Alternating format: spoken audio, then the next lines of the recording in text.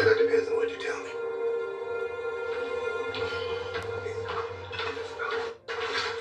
How many people you got coming tomorrow? I think we're at 27 now. 27? Last time I checked, it was at 15. They won't all come at the same time. You know how black folks are? You invite your little boyfriend? I did, and we're not a couple. Just fuck buddies. Did you invite Becky? Her name was Sarah. There's nothing going on between us. Yeah, right. That's one on my grandmother's grave. Oh, which one? My maternal one, so you know it's real. Oh, yeah. Y'all got energy.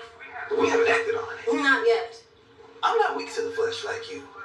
No, money is your mistress. At least that mistress benefits both of us. Did you invite Sarah or not? I did.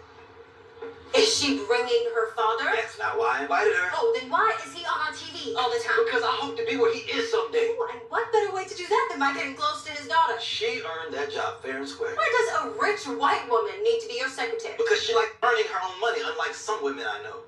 You're the one that didn't want me to work. Yes, to build a home, not have a stable of teenage boys at your beck and call. You said you didn't mind as long as I didn't embarrass you. Your little boyfriend coming to our home on Thanksgiving is embarrassing. Yeah, well, you lusting after a white woman is embarrassing for both of us. I'm trying to build a relationship with her That's father. how it started. Let's just try to have a nice Thanksgiving. Please.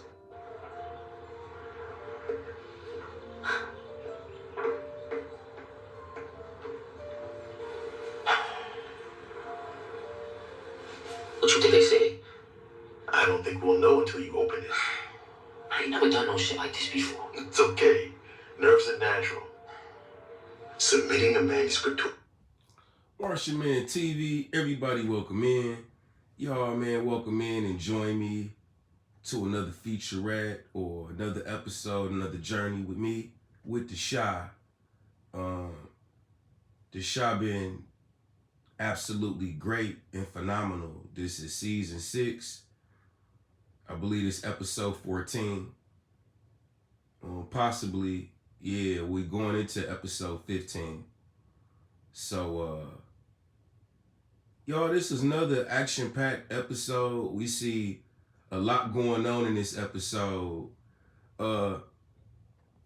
We actually got exposed to what we had already knew with Pastor Zeke and Tatiana's relationship. Their understanding in their relationship is that for Pastor Zeke, he wanted an at-home wife, a take-home type of wife to maybe build a family with, and he ended up with Tatiana. She like younger guys, but she like to do her thing. But the image, their whole thing is to make the image of them being a married Christian-based family on the outside looking in is hilarious, because the foundation of that is not even good. It's not even valid. She another one of those type of black bitter women is mad that she feel like with his success and power, he want to take that and go be with the white woman versus being with the black woman. And we got a situation with the black man feeling like the black woman is for the streets. And she doesn't deserve to be on the throne when she want to entertain teenage boys and behave like a thought. So, you know, you had that going on in the scene. This scene, we got Gemma and the girls talking about Britany basically working for Duda to backstab Bacari.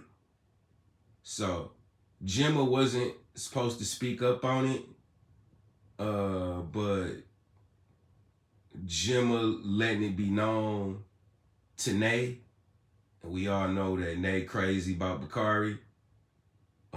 So Nay saying she gonna go back and tell Bacari that basically his sister watching him, you know, Bacari gonna feel betrayed. We got that going on in this episode. We got Victor trying to get back with Fatima. You got Rashad encouraging Victor to get Fatima back. Fatima then left Victor. for whatever reasons, and Victor pretty much going through it. You know what I mean? He feel like he losing it. So Fatima and her people gonna throw like a little get together, and Rashad gonna encourage Victor to go get back with Fatima. You know, we also got Darnell and Damien and Emmett's situation, where Darnell trying to get his sons to be close. And you got Emmett still on that. Like, that is not my brother. That is my half brother. You know what I mean? Which is hilarious to me. Emmett hilarious. He uneasy with the situation when him and Nook co-parent and Lil Ronnie. He don't really like Nook around Keisha. You know, you can tell Emmett don't like that. Emmett want to do his family thing, but he rather did it without Nook being involved. He rather be step up and be baby Ronnie father and co-parent with, you know, Lil Emmett and their other kids, than have Nook kind of be a third party wheel in his situation with Keisha. So like I was saying in my last video, the only reason why Emmett sort of got a little a breath of relief out the situation, because he didn't want it to be the guy that violated Keisha. He rather it had been Nook, somebody that, you know, when they look at Lil Ronnie, they don't have no bad taste in their mouth. Even though Nook not the greatest father, still, he at least is not the guy that violated Keisha. You know what I mean? Like in my last video, I was talking about worse and worse and bad and badder. Like, it can't get no badder or get no worse. So it got to be a balance with it. You know what I mean? I'm pretty sure it's a lot of guys who may don't like when their baby mamas move on, that new guy that they dealing with. They may don't like that guy. But that's irrelevant. Long as the guy fit into the sequence, he respect your baby mama and he respect your kids, that all that matters. It don't really matter about all that other emotional or your personal vibe or feelings about this person. This guy fit in, and he respect and love your kids like they his, and he vibe with your baby mama and gonna ride it down, put his life on the line for your baby mama. That's all that really mattered. I could have an opinion about the guy, but if my baby mama's going to indulge with this guy, have this guy around my kids without my consent or without my knowledge, I'd rather be comfortable in the judgment of my baby mama with this guy and his character. You know, that's where it get more trickier at, and where a lot of us in certain scenarios don't got no control. So that's pretty much how Emmett feel with the Nuck situation. You know, Keisha told him in this episode, she don't really feel 100% at ease either. You know what I mean? She didn't sign up for Nook to be on the chessboard, but it is what it is. You know what I mean? Moving forward, we got Lala Anthony character back at Smokey's, and she kicking it with Nate brother. I forget dude's name, but beginning of his character role, he was at Tracy. Now they got him with the Lala Anthony character. You know what I mean? So it's like they introducing that to us in this episode. We also see Nook and Duda have a boxing match. I was tripping off that, like, dang, Duda challenged Nook to a boxing match. You know what I'm saying? We get to see that. We get to actually see Duda roll his shirt up and box Nook. And Duda beat up Nook. You know what I mean? He found out Nook did some things behind his back or didn't tell him all the truth, and Duda put hands on Nook. You know what I mean? We get to see that in this episode. We see Zay out kicking it with Kenya. And y'all, like I told y'all in the last video, Kenya, for some reason, she likes Zay. This episode is like, Zay, Zay getting closer and closer. It's like Kenya getting more comfortable and familiar with Zay, allowing him now to show up at her kid functions. Before she was sort of like celebrating, because she knows Zay worked for Duda. She don't want nothing to happen to her or her son. But Kenya likes Zay. You know what I mean? She's starting to go out on more dates with him. In this scene, you got Gemma asking her dad girlfriend for advice about what to do with Jake. She like pretty much like, baby girl, that's your call, you know.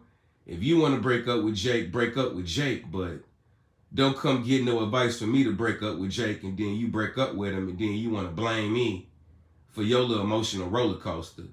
So that's what that was about. In this scene, we got Nina with Tracy and Emmett moms, and she telling her about how she feel about the Brat character. And she don't really know the Brat character like that. She just excited that, you know, she kind of got something going on, and Keisha and Kevin grown, and, you know, she experiencing relationship situations, and it's exciting for her. Nina excited. It's some type of breath of fresh air for her to go hang out and be spontaneous and take trips and take a chance. Whether she get burnt or not, it just feel good to her to take that risk. So, you know, she got her little girl group up where, you know, they basically be in her support system to say, hey, girl, go for it, you know. You don't really know her like that, and this could be a bad move, but if you got a good vibe about it and you want to take the risk and go and party with her and don't have no worries, go for it. You know, they saluting her. Go for it. In this scene right here, we got Pastor Zeke, and we get introduced to the Becky character that Tatiana was complaining about, and we see the whole time she team Zeke. You know, she wants Zeke to get introduced to her father. And she actually want to have relations with Zeke. You know, her and Zeke discussed their whole hookup, and Zeke pretty much invited her to the dinner, even though his wife don't really want her there. You know, we get to see their dynamic and see why Zeke don't really too much have her around. You know, he's a married man. So it's crazy that they even entertaining allowing these scenarios to go on, and they supposed to be a pastor and a wife and a Christian base, and they showing sins. They're exposing sins. Fornication. And he actually cheating on his wife. We ain't gonna make it about a race or a color situation. We're just gonna keep it on the surface that he's cheating on his wife. So we already peeped game on this when Tatiana, you know, gave Jake some service when she popped up at Jake's apartment, and then Papa mentioned it to Pastor Zeke about his open relationship or marriage that he got with his wife. Like, that's pretty much weird. You know what I mean? In this scene, y'all, we got the aftermath of Alonzo being dead and Rob dealing with the death of his father and him having to play the role for his mom, Alicia, and still be there for him and Tiff and their kids. And, you know, you seeing Alicia being a typical black mom, you know, bossing them around. Hey, boy, go get my groceries out that car. I done left these cranberries. I need you to go get me these organic cranberries so I can cook for the family. We not gonna have nothing catered from nobody because I don't eat everybody food, which I agree with her. Can't eat everybody food. You know what I mean? So this is the dynamic I was talking about a couple minutes ago with the Lala Anthony character at Smokey's and Nate brother. Y'all tell me his name in the comment section. I forget his name. But, you know, they got a little chemistry. They got a little chemistry going. You know, a lot of flirt going on. So, this is the aftermath, y'all, of Alicia and Rashad up in the pistol on Duda. And Alicia basically letting Duda know that he ain't invincible, that she can pop up on him at any time and act a fool, you know what I mean? And you never know how she gonna come. She may come with Rashad, she may don't come with Rashad. But Duda can't ever really be comfortable to think he's sweet because he got Zay and he got Nook around as like bodyguards or protection, or he think he got his ear to the streets. They ain't really always gonna be hold no weight. Cause Alicia show popped up with Rashad, and if they wanted Duda right there at that moment, they had Duda life in the palm of their hands. Y'all know what I'm talking about. That's why nobody really invincible. You could be chilling in your comfort zone with your family, your kids, anything, and it get real on you. Meaning, even if you ain't lacking, meaning you don't got your pistol on you, you can have your pistol on you and be lacking. Meaning you are still in a vulnerable situation where you can lose your life or feel like somebody got your life in the palm of their hands. And if they moved a certain kind of way, your life could have been over with. I'm talking about Hitman style, right? You pumping gas at the gas station. Your ops in sniper mode, 2 blocks away. You don't even see him. He got the scope on. He could pop you right there while you pumping gas and keep it moving. But he had mercy on you. Or God, you know, the Most High with you. He protecting you. Because he always got the final say-so with this life thing. He ain't going to allow the situation to happen. But it can happen. You know what I mean? So that's why we say ain't nobody invincible out here. Anybody can get it. You got a bulletproof vest on and get shot in the head. You know what I mean? So anybody can get it. Everybody vulnerable to a certain extent, regardless of if you got bodyguard, security, you got a Kevlar, you could have a John Wick outfit on. You still vulnerable in certain scenarios.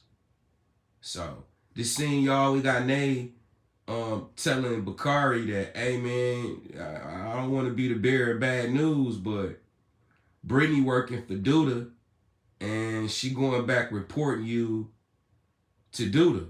I don't know what she getting out of it, but that's the scenario. So, you know, Bacari don't really know how to take this news. I'm pretty sure he hurt behind it. You know what I mean? He don't really know how to take that his sister been spying on him. And once he find out she getting paid and she got that 30 G's, that's going to really hurt him. You know what I mean? You could tell him and his sister was close. So now Bacari feel like he don't want to have nothing to do with Britany. That's like the ultimate stab in the back. You know what I mean? Coming from your blood too. It's like, whoa. That's what I mean when I say, you know, being vulnerable. But y'all, overall, the Shy has been great. It's been, every episode to me been exciting. We ain't really had no bored or boring kind of moments. Know what I mean?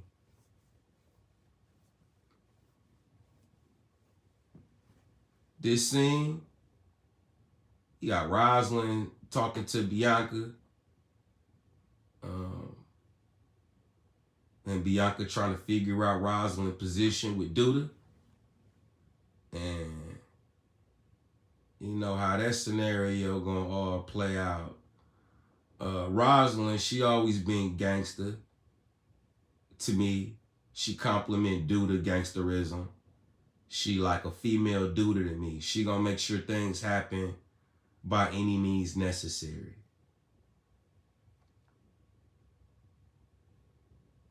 Let me see what I got in this scene right here. This the scene where you got Lala and Nate brother discussing their situation, and he basically trying to mac on Lala, but You know, Lala ain't really feeling him like that because he don't really got nothing to bring to the table. You know, he fresh out of prison.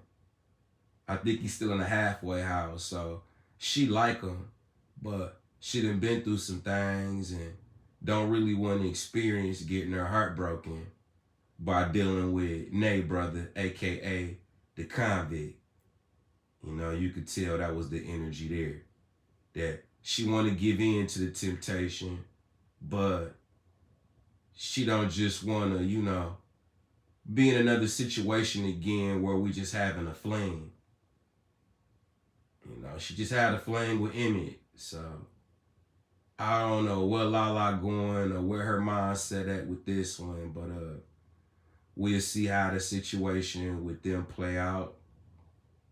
You got Damien and Keith situation going on. Keith is played by Jackie Long, and he just getting out of prison for doing a bid for he just basically did a bid for Damien with robbing some little candy store and getting out. This scene, we got Victor popping up to try to retrieve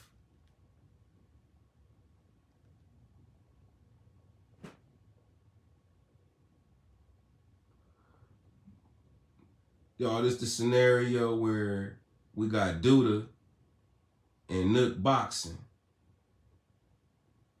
I'll let y'all hear a little bit of this.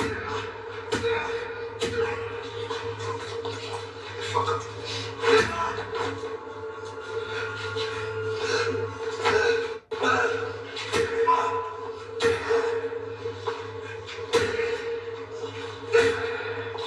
You taking side gas now? I'm just gonna fucking tell you. Win.